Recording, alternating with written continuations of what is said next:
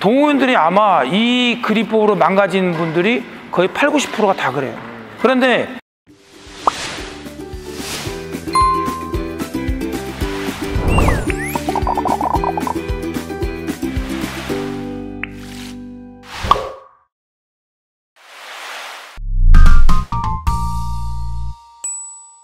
V체킹 하면 또 자꾸 길어지는데 이거 오늘 날 세야 되는데 어쨌든 V체킹은 제가 왜 만들었냐면 V체킹이라는 피드백 용어를 만들면 이렇게 되는 거예요. 봐봐요. 우리가 손목을 쓸면 자연스럽게 이게 반동이 일어나요. 이 반동이 일어난다는 소리는 손목이 충분히 써졌다는 소리예요. 그 반동을 이용해서 라켓을 살짝 놓고 엄지만 살짝 밀어 올리면 바로 2번 그립에 돌아올 수 있어요. 즉 다시 말하면 치고 나서 2번 그립이라는 것은 내가 언제든지 포인트 백핸드를 양면을 칠 수 있는 준비가 되는 거예요. 사실 손목의 반동을 잘 이용하라는 뜻인 거잖아요. 그렇죠. 네, 그걸 이제 이름을 V체킹이라는 걸 붙이신 거예요. 그런데 사람들이 이걸 예를 들어서 손목의 반동만 이용하고 그립을 점검을 안 해주면은 이 2번 그립으로 안 들어온단 말이에요. 그러니까 이렇게 된단 말이에요. 여기 있다가 치고 그냥 이렇게 있는 거예요. 그 다음부터는 여기서 어떻게 돼요? 그립이 이게 망가지겠죠, 이렇게. 네. 그렇죠, 그렇죠. 그런데 V체킹이라는 것은 두 가지 의미가 있는 거예요. 자, V체킹이라는 것은 봐요. 이렇게 손목을 썼다는 거죠, 이렇게. 그죠? 그러면 얘 헤드가 손 아래로 떨어지겠죠, 그죠? 그러면 떨어지면 올라올 때 그냥 올라오면 이렇게 돼요. 근데 2번 그립을 점검하면 치고 엄지를 가볍게 밀어 올리면 어떻게 돼요? 바로 2번이 되죠, 이렇게. 네네. 그죠? 근데 이걸 만약에 2번 그립을 점검한다는 과제를 안 붙여놓으면은 대부분이 아마 이렇게 들은 사람들이 많아요. 어떤 사람들? 초보자들은. 그렇죠. 이게 지금 2번 그립이 안 되는. 꼭 이렇게 하죠, 전부 다. 누가 이렇게 하겠어요, 그죠? 그런데 이것을 처음부터 2번 그립이라는 것을 염두에 두면 치고 나서 엄지를 이렇게 올리게 되죠. 그러면 이렇게 엄지가 여기 올라가 있으면 백핸드 치기가 되게 쉽죠. 그렇죠? 이렇게 2번 그립을 하고 있으면 포인트 백핸드의 준비가 빠르기 그렇죠. 때문이죠. 양쪽의 준비가 잘 되기 때문에. 그런데 대부분의 사람들이 치고 나서 처음에 왜 이 그립법을 포인트 백핸드를 못 하냐면 2번 잡고 있다가 이렇게 잡고 있다가 1번 잡고 그냥 이러고 있어 보여요. 그리고 1번으로 그냥 가만히 있는 이렇게 거잖아요. 있는 거죠. 네. 그 다음부터 이쪽으로 빠른 드라이브가 오면 그냥 바로 돌려버려요. 맞아요. 동호인들이 아마 이 그립법으로 망가진 분들이 거의 80~90%가 다 그래요. 그런데 처음부터 멀티 그립 개념을 익히고 V체킹 개념을 딱 익혀놓고 배드민턴을 시작을 하면 어떤 게 연습이 되냐면 포인트 칠 때 예를 들어서 이렇게 하는 것도 물론 이렇게 칠 때도 많아요.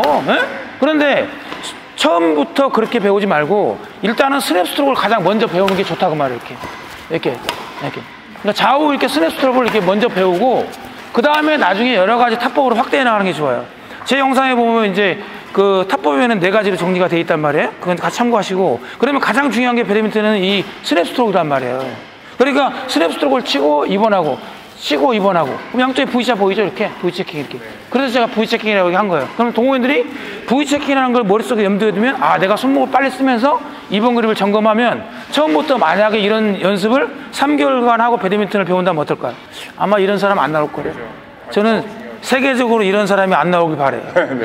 그래서 V체킹이라는 단어를 저는 굉장히 교수법 할 때 중시하고 있어요. 그래서 이렇게 정리하면 될 것 같아요, 우선은. 그 다음에 이제 우리 빅맨 우리 선수분을 제가 이제 테스트 해보니까 어떤 단점이 있냐면 지금 그립이 돌리는데 이렇게 돌려요. 잘 봐봐요. 제가 한번 어떤 거 점검했냐면 이 드라이브 치고 사이드 돌린다고 그랬죠, 그죠? 근데 이걸 이렇게 쳐요. 너무 이렇게 덜렁거리는 거죠, 이렇게. 그 다음에 라켓이 여기서 이렇게 덜렁거려요, 이렇게. 달랑거려요? 덜렁거린다고 그러죠.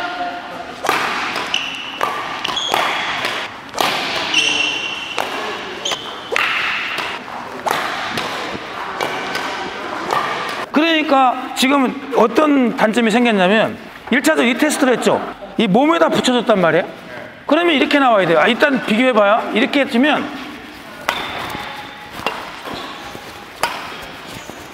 이렇게 나와야 돼요. 근데 이게 본인 영상하고 이거 한번 비교해보세요. 그러면 이렇게 나올 거예요, 아마. 맞아요.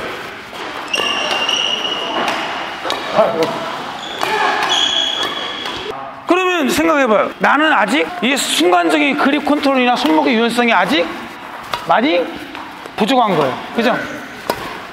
다시 한번 보여주시겠어요? 어떻게 해야 잘하는 거지? 네, 그러니까 여기서 쏟고 그래도 2번에서 열고 2번 열고 2번 닫고 3번 닫고 3번.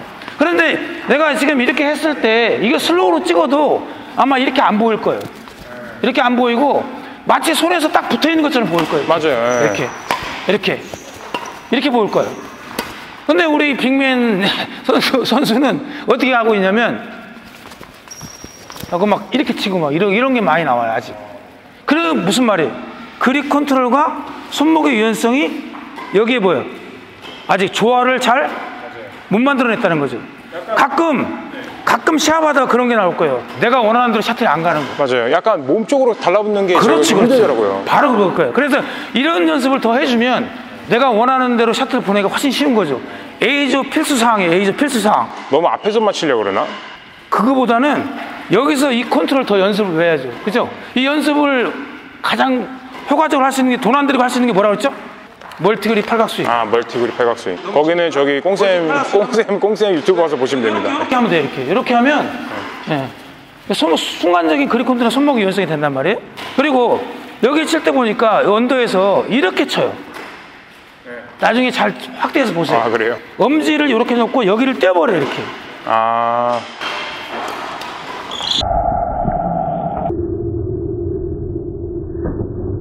저 아까 그 빠른 순간에도 다 본 거예요. 저는 그립에 대해서 거의 대가라고 해도 과언이 아니기 때문에 그걸 다 보거든요. 근데 치는 거니까 우리 이렇게 치시더라고. 여기가 띄워져 있다는 네, 거죠? 그렇죠. 그럼 이거 안정감 있을까요? 없죠. 그렇죠. 이 크로스 할 때 이게 아니라 이렇게 잡아주면, 그죠? 여기서 이렇게 잡아주면 이렇게 안정적으로 이렇게 나오겠죠? 아이고, 쏘리. 자, 여기서, 그죠? 이렇게 나오겠죠? 그죠? 근데 이게 이렇게 되면 이렇게 되겠죠? 이렇게. 그런데 이걸 또 이렇게 되게 되면 뭐가 단점이냐면, 자, 이렇게 잡으면 순간적으로 이렇게 했죠? 그죠? 자, 봐요. 여기다가 순간적으로 일본어로 돌려볼게요. 이렇게 돼요. 이렇게 나간다고. 근데 이걸 이렇게 떼어놓으면 순간적으로 이런 게 어려워지는 거예요. 그러니까 손에 힘을 주지 않는 범위 내에서 가볍게 잡고서 이게 컨트롤 돼야 돼요. 근데 너무 불안하잖아요. 그래서 나가봤을 때는 전체적으로 아직 여기하고 이거하고 안정감이 많이 떨어지기 때문에 아마 에이저들하고 치면 맞아요. 내가 원하는 코스를 안 갈 때가 많을 거예요. 왜 그런지 아세요? 그 볼이 너무 빠르니까. 그 빠른 볼에 대해서 정밀한 감각이 아직 조금 부족해요. 맞아요. 네, 그래서 실수가 많아요. 그걸 많이 채우세요. 네, 제가 두 가지가 체력이 부족하고 실수가 많아요. 그렇죠. 체력이 부족한 건 원인이 뭐라고 그랬죠, 제가? 다이어트 해야 되는데 컨텐츠상 뺄 수 없고 네. 실수를 줄였으면 좋겠어요. 빼야 돼. 그래서 제가 그랬잖아요. 배드민턴의 핵심 원리는 세 가지. 그립법, 스윙 및 탑법, 푸드웍. 그런데 제자리에서는 굉장히 잘 치는데 푸드웍이 못 따라가면 꽝이잖아요. 배드민턴에서 제일 중요한 건 세 가지 원리 중에 푸드웍. 네, 푸드웍이에요. 그렇지만 학습의 원리에서 제일 중요한 건 뭐예요? 그립법. 그렇죠. 그립법을 확실하게 마스터하면서 스윙하고 푸드웍으로 자꾸 가야지 동호인들이 걸음마부터 이렇게 배워나갈 수가 있는데, 그립법을 대충 넘기고 푸드웍 중심으로 가버리면 이미 그립법은 어떻게 돼요? 완전히 망가져서 잘못된 습관이 내 손에 만들어지면 그때 가서 그걸 교정하려면 쉽지 않죠. 돈 더 들죠. 따따블로 들어서. 그렇죠. 그러니까 처음부터 그립을 제대로 이해하는 게 매우 중요하다 그 말이에요. 강민혁 선수를 제가 선수해도 된다고 아빠한테, 그때 당시 강민혁 선수 아버지를 제가 레슨할 때요.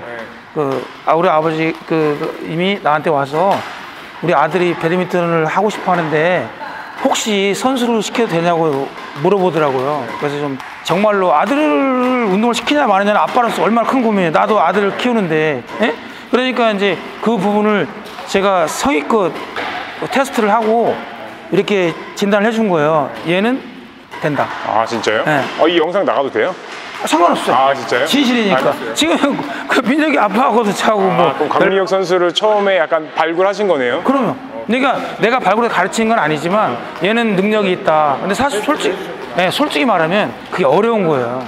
한 사람이 인생에 걸렸는데 그걸 내가 어떻게 판단해. 그런데 내가 그렇게 했어요. 나 같으면 얘는 시킨다. 대신에 공부도 잘한다고 하니까 초등학교 때 운동하다가 나중에 정 아니면 본인이 안 하겠다면 그때 가서 공부시켜도 되니까 본인도 희망을 하는데 왜 안 시키냐. 그래서 시키게 된 거예요. 근데 저한테는 얼마나 다행이에요. 그거 틀렸으면 어떡할 뻔했어요. 그래서 잘 맞아서 뭐 제 나름대로 보람 있는 일이고. 코치님 고맙습니다. 다음에 와서 제가 이제 그립 훈련까지 한번 받아볼게요. 오늘 테스트만 받아봤고. 오늘 얘기한 것을 한번 참고하고 한번 잘 봐봐요. 이거 아까 비교해서 보면 보일 거예요. 다음에는 저 그립 훈련 받으러 한번 올게요. 그러세요. 성의껏 도움 드릴게요. 네, 고맙습니다. 네, 고맙습니다. 네. 만나뵈서 반갑어요. 자, 이번에 E4A라는 회사에서 아미노 리젠이라는 제품이 있는데 이거를 저에게 협찬 주시기로 하셨어요.